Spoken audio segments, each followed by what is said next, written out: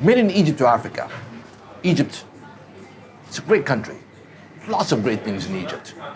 But why is Egypt in the past so focused on exporting to Europe and the Gulf?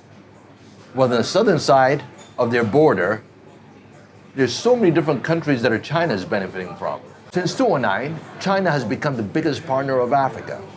Previously used to be the US. China's export to Africa is $109 billion a year. How much is that is going to Egypt? Second, each year it's increasing by 11%, an average of 11%. Also, a reminder that out of Africa, export to Europe, Asia, and many parts of the world, Egypt is number 5. South Africa is number 1. Nigeria is number 4. So where does Egypt stand? Why didn't Egypt focus on Africa? It all boils down to the private sector. The private sector only thinks of 2 things. Africa does not have money. It's an idea, not a value. It's not true. If you don't have the data, you don't have the right statistics, not true. Second, does all private sectors, do they have really proper model? Do they have proper strategy? As long as you don't have a proper model and no proper strategy, you always find your sentiment in comfort with organizations or countries that are more structured. For example, Europe and so on. That's why you want to gear and want to manufacture for Europeans and you want to export to Europe.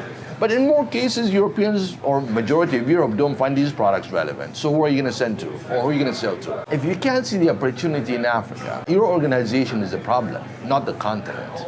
There's so much in Africa. It's so much that Egypt can do in terms of export. Look at your business strategy, look at your model. I'll argue and say, yes, Africa, there's a great potential. But what kind of models would you use in Africa? Would you apply the same model you use in Europe? No, absolutely not. Volume works with Africa. Different types of policies that will hinder your relationship, like for example, can you collect your money, LC, and so on and so on. But these are the things that you have to factor in.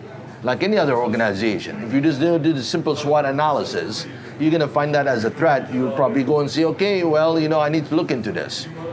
But if you cannot see the potential in Africa, where else can you go for export? If Egypt is number 5 on export,